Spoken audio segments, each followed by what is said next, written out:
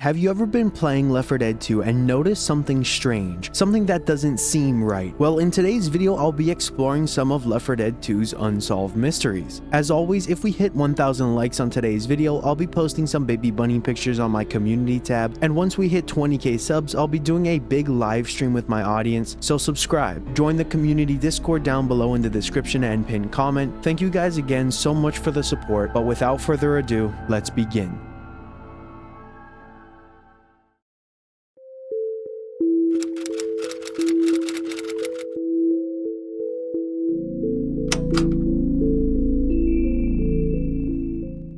While playing through Left 4 Dead 1 and 2, our survivors come across a variety of scenes, but nothing strikes me as off-putting as much as these piles of dead cows do. I referenced this a bit in my last video and wanted to dive a bit deeper on it. You see, in the maps Swamp Fever, Blood Harvest, and Dark Carnival, you can come across these piles of dead cows. In Blood Harvest, you can find them scattered in and around this barn, and halfway through Swamp Fever, you can find a few of them thrown into a pile on top of some infected. Why are there dead cows? Who killed them? Why were they slaughtered? All questions I aim to answer. Let's analyze the way they look. In both Blood Harvest and Swamp Fever, the cows are missing the skin around their faces and other parts of their head. I've seen people say that the reason the skin around their head is gone is because it's decomposed. However, I think there's more to the story. Heading over to the Left 4 Dead wiki, I found this interesting excerpt acknowledging the deceased cows. The CETO posters in the airport suggested that the infection is related to livestock, and towards the end of the Blood Harvest campaign, the player will encounter several deceased cows, neatly stacked atop one another. The cows typically have the skin around their skulls missing, indicating that rabies tests were performed on the animals. The cows in the barns level of Dark Carnival and in the Swamp Town level in Swamp Fever also have the skin around their heads removed. Upon seeing the dead cow pile in the Swamp Town, Rochelle sometimes mentions that the news claimed the virus spread through livestock and believes that the natives of the town, determined to survive the infection on their own, killed their livestock to prevent the outbreak. Now let's break down a couple things. The wiki states that the reason their faces are gone is due to rabies testing. After doing some of my own research, there is no way to test for rabies with live cattle. They pretty much have to be killed. The test requires brain tissue, which would explain why their heads are messed up. It's possible that whoever conducted these tests decided to remove all facial tissue as well as brain tissue, but clearing away the skin on the head probably makes it easier to do the tests. I want to stress that I am no doctor or rabies tester. This is just what my peanut-sized brain could understand by reading CDC documents.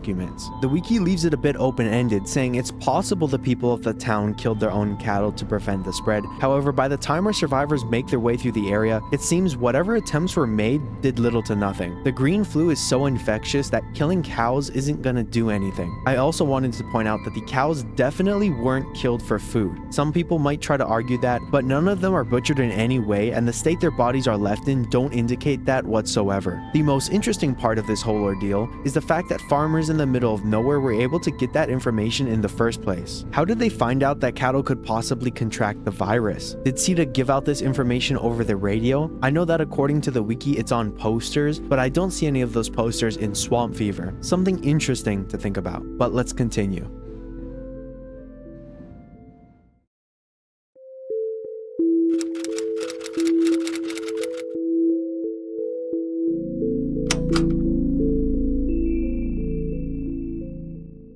The next entry was provided to me by a fan in my Discord, so thank you to @theGoodOldWill for your suggestion. While playing through the Passing, the Left 4 Dead 2 survivors can come across this specific room. Inside this room sits a single suitcase full of $100 bills and 5 guns. 4 are your regular pistols and 1 is a Magnum. What is this suitcase doing here? Why all the money? Who did this? Let's begin to tackle some of these questions. In order to try and solve this mystery, I tried to use the environmental storytelling as I thought there would be some hint nearby. The first thing I did was to check the rooms closest. Most, if not all of them, seem to be the exact same thing. A bed with some blankets or pillows and other junk. Occasionally you can find a Molotov or pipe bomb, but it's pretty rare. At the very bottom of the building sits a bar, and next to it is a bathroom and a pool area. Pool the game, not the hole with water in it. There's a bunch of writings on both the pool room and the bathroom walls, but nothing seems to explain the suitcase. While recording gameplay, I caught Coach's response, which seems to be him singing part of the Midnight Rider song as a reference to the briefcase. A suitcase full of pistols and money. And according to the wiki, Nick says he likes how this guy packs, and Ellis will say, hell yeah, and Rochelle will jokingly ask if it's Nick's suitcase. The wiki states it's just an Easter egg, but since it exists in-game, there must be some canon explanation.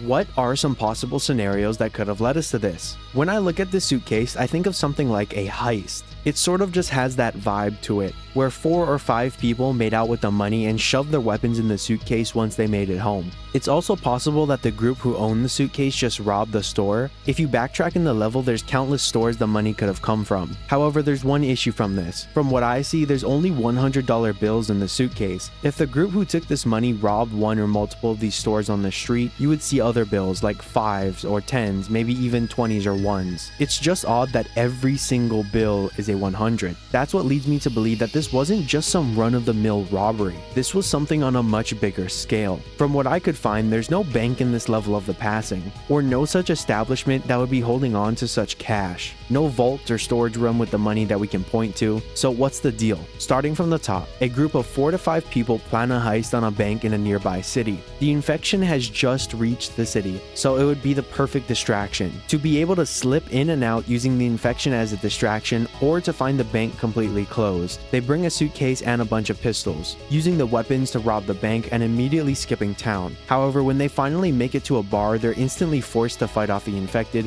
where they probably die. I assume that the heist was done during the infection, otherwise the money would have probably been used, and the bodies that lay on the floor near the suitcase could be the group, but there's no concrete evidence. It's important to remember that this is just what I can think of. As I said before, there's little to no evidence to go off of. This scene truly is an unsolved mystery, and it might remain like that forever.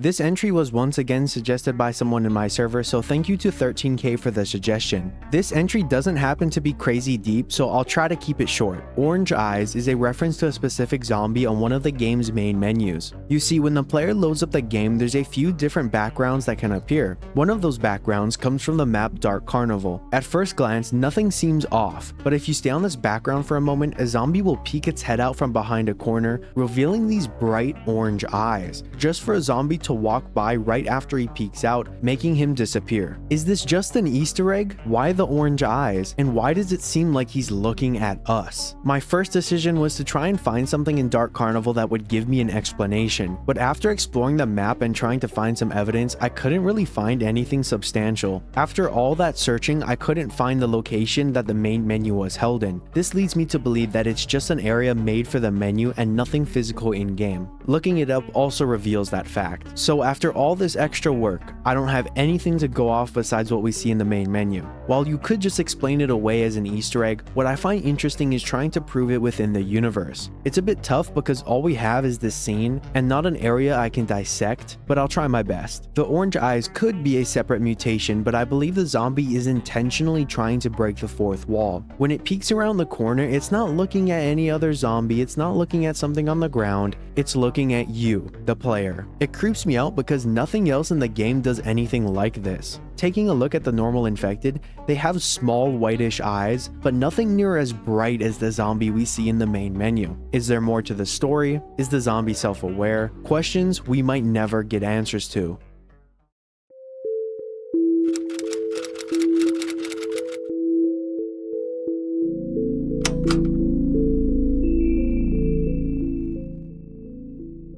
This next entry wasn't necessarily suggested by a fan, but I was talking with another member of my Discord, Spectre's Scream, and we started talking about these special infected mutations. This one entry could be its own video, but for today I want to ask the question, are the mutations that create the special infected good or bad? On the surface, it might not seem like a deep question, but trust me, there's more to it. Before we continue, it's important to define what I mean by good and bad, because if you look at these mutations from different point of views, you'll get different answers. answers. When I say good, I'm referring to the perspective of the green flu. Are the mutations helping the spread and survival of the virus? And when I say bad, I'm referring to the same thing, but instead of assisting the virus, are the mutations hurting its survival and spread? The special infected are all equipped with some amazing abilities that allow them to take down survivors through some pretty crazy means. The charger can bash through groups, the jockey can move, jump, and single out survivors, the hunter can deal quick and massive damage. They all have their specialties. You might be saying, of course they're good for the infection, what are you talking about, Cookie? And to that I ask, are you sure? Look at an infected like the charger. His head seems to be deformed as a result of his transformation. There's one huge dent on the top, and of course you have the charger's signature arm, or arms, as one is incredibly tiny. Do we know that the mutation has stopped here?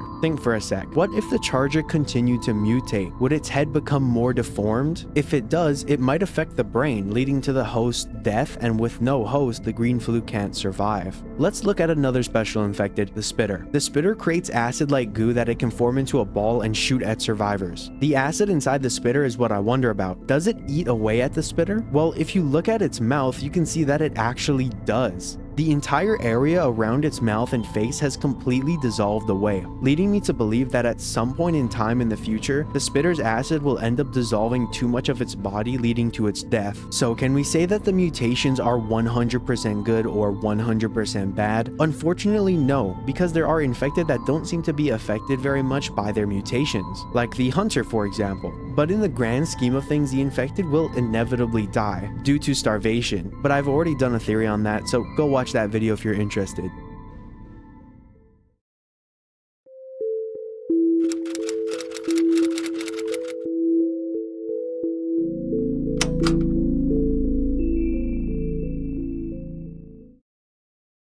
This entry is a reference to the very first map in the campaign, Death Toll. As the survivors get out of their vehicle and make their way forward, they come across this bridge. The characters can even point out how the bridge is down and they need to make their way around it. But have you ever stopped to ask yourself why the bridge is in such disrepair? Is there any evidence in the area that would provide a reason for the destruction? If so, what evidence? When I first started analyzing the area, I noticed there seemed to be some sort of truck on the bridge. And after further inspection, there's a chemical warning sign on the side of it. Many people at first will immediately point to this truck as the culprit and the reason why the bridge is destroyed, saying in all the commotion the truck probably just blew up. However, I don't believe that's the case. If this truck was carrying something like gasoline, there'd be nothing left. Bits and pieces of the truck would be scattered everywhere, and the nearby cars would all be destroyed or lit on fire. Instead, the truck only has one tiny opening on the side where a small flame peeks out. Nothing to indicate a giant explosion resulting from this truck. Now that I explained away the truck, what else could have caused the bridge to go out? My two working theories are either a tank or a bomb. Let's talk about the tank theory for a second. Assuming the tank got under the bridge somehow, if it were able to knock out the supports, it's possible that the bridge could collapse. However, after inspecting the bottom of the bridge, there's no indication of any supports existing. I don't see any broken pillars or rubble resulting from said pillars. There does exist some rubble on the ground, but this is most likely due to the top part falling and not from any type of support. There's a possibility that the tank broke the bridge from the top, but with no concrete evidence of a tank existing, this theory is pretty hard to prove. The next option we can look at is a bomb, either dropped by the military or manufactured by other survivors. The military doesn't really get involved until in Left 4 Dead 2 at the events of the Parish, so bombing raids isn't something I think happened.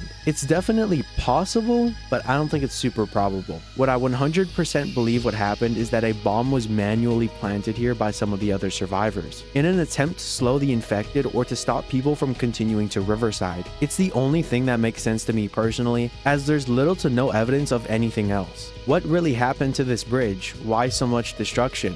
This might have to remain a mystery for now.